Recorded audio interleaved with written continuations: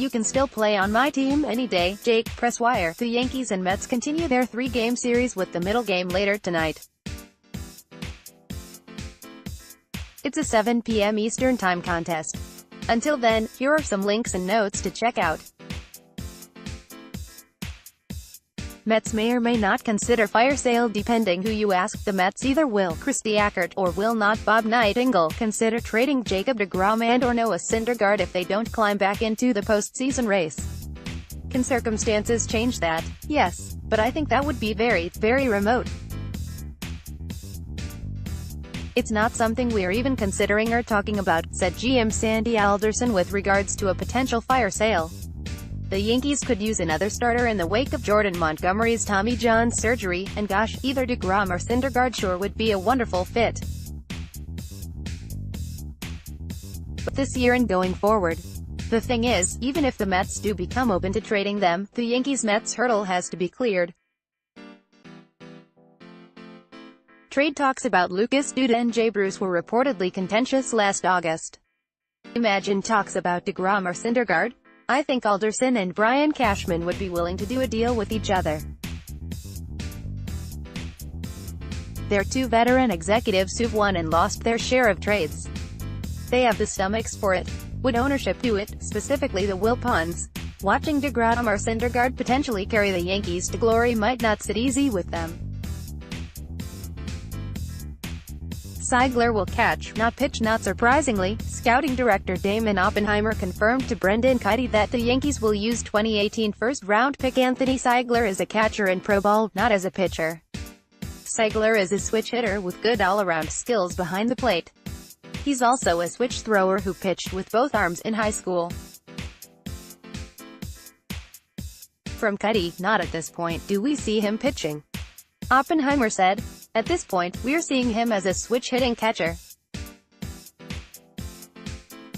The versatility he has and he's shown throughout his high school career is something that's attractive to us, but the development as a catcher is the key here, and that's what we're working on." Baseball America, subs.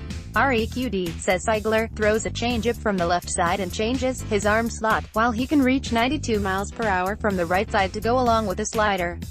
With Shohei Ohtani and Brendan McKay in the minors doing the two-way thing, I guess the Yankees could have considered it with Seigler, but nah. Catching is hard enough as it is. Imagine pitching as well. As far as I know, Seigler has never been considered a serious pro prospect on the mound. It's always been catcher all the way. I guess Ohtani and the switch pitching thing generated some buzz and led to the question being asked. No surprise the Yankees are sticking with Seigler behind the plate though.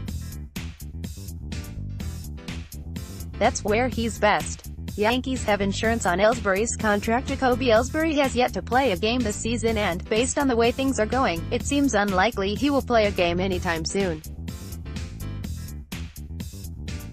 He's dealing with oblique, hip, and back problems in addition to plantar fasciitis. According to Wally Matthews, the Yankees do have insurance on Ellsbury's contract, and it will reimburse them 75% of his salary while he is on the disabled list. From Matthews, a Yankees source told me the club has a similar policy to David Wright's on Ellsbury, which has already begun to defray the bulk of his salary for the first 2 months of 2018. In an ideal world, Ellsbury would sit out the remainder of the season. The Yankees would muddle through with a rotation of Gardner, Hicks and Frazier in center field, and be reimbursed to the tune of $15,857,142.86. It's important to note the insurance does not change anything with regards to the luxury tax. Ellsbury still counts as $21.85 million against the luxury tax. Nothing changes there. The insurance policy just means the Yankees get some cold hard cash back for Ellsbury's injuries. I'm not a conspiracy theorist. I don't think Ellsbury and the Yankees have a secret agreement to stay on the disabled list. That's insurance fraud, but the insurance sure is convenient, isn't it?